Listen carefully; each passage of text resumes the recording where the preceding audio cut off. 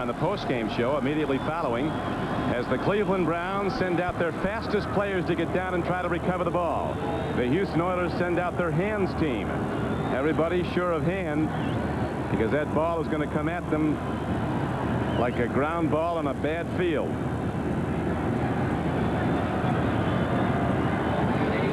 Now, at one point, Matt Barr can kick with both legs.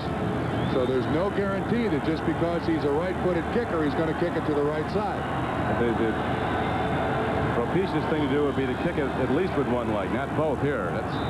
That would be news. They're going to go right. Here's the recovery is set up right. Or left, and they kick it down, and it's tipped in the air, knocked around, and knocked out of bounds, and it's Houston's ball, and they'll win the game. Very close to a recovery. There's a flag. There was a flag thrown there. They kicked to the right side of the Houston return.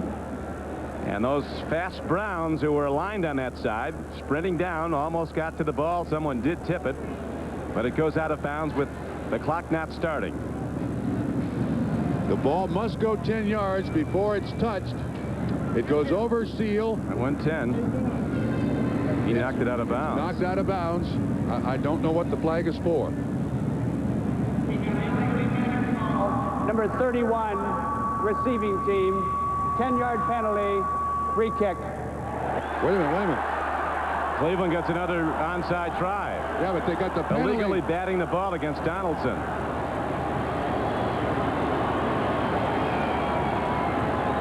We're not done yet.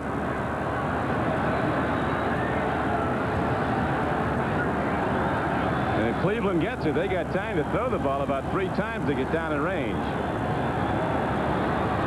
It goes over Seal, Eugene Seal, and then it's kind of up in the air. The Cleveland Brown gets his hand on it. No question that was intentionally batted. Again, it's a very unusual play. We have illegally batting the ball by the receiving team while the ball is loose. We will re-kick with a 10-yard penalty. I must admit to you, I've never heard of that one. I have never heard of that one, because you've seen players on fumbles bat the ball out of bounds all the time. That's a new one. We've seen it all here. I don't know what that is. But see, it was touched by a Cleveland Brown player.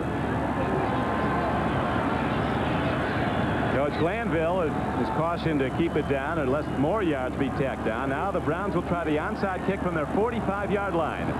31 seconds to play in regulation. Cannot bat the ball.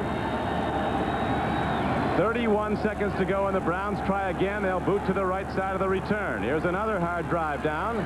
This one goes out of bounds, and this will be the penalty against the Browns, and the Oilers will take over. Ball hopped off the turf and right over the outstretched hands of everyone. Nobody touched it. The kick out of bounds now. I'm not so sure that the ball doesn't simply be placed at the 35-yard line.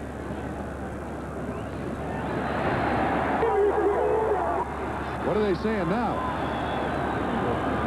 Bernie Kosar's clapping his hands. We have a short free kick, illegal out of bounds. By rule, we will go back, re-kick, 5-yard penalty.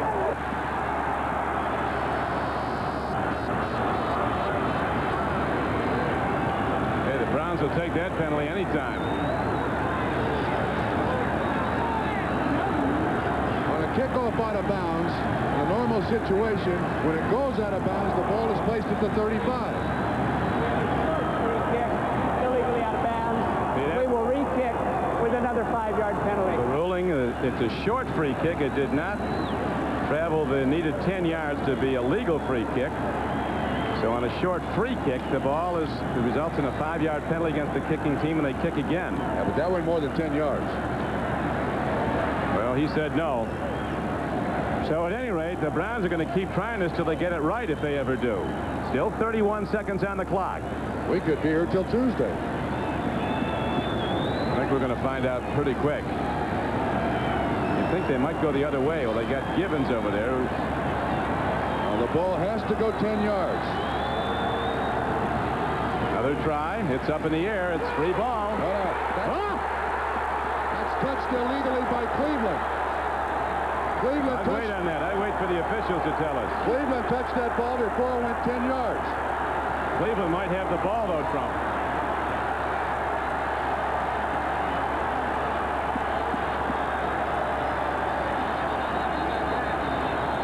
There was a Cleveland Brown player.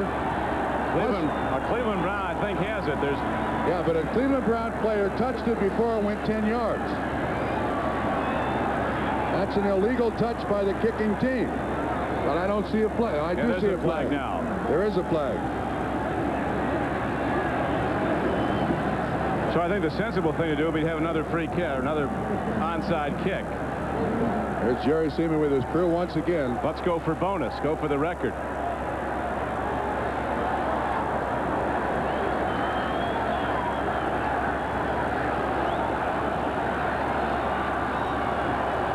You can see exactly where the ball has to go here on the free kick, and you can also see that the ball is touched by a Cleveland player before it gets there. That's where it's got to go before it's legally touched by a Cleveland player. Ball is kicked. It goes about 7 yards. I can't pick up the number. It might have been touched by an Oiler first, but it was touched by no, I think it was a Cleveland Brown player. It looked like Will Hill, 35, was the guy who was down there. See if we can pick it up from this angle. The Oilers come up on the ball. They can touch it anywhere they want. Yeah, see, there it's touched. There it's touched by the Cleveland Brown player, and this game may never end. Ozzie Newsome appears to come up with the football. So in a game that has gone back and forth, the Houston Oilers up 14-9 at halftime, down 16-14, then ahead 21-16.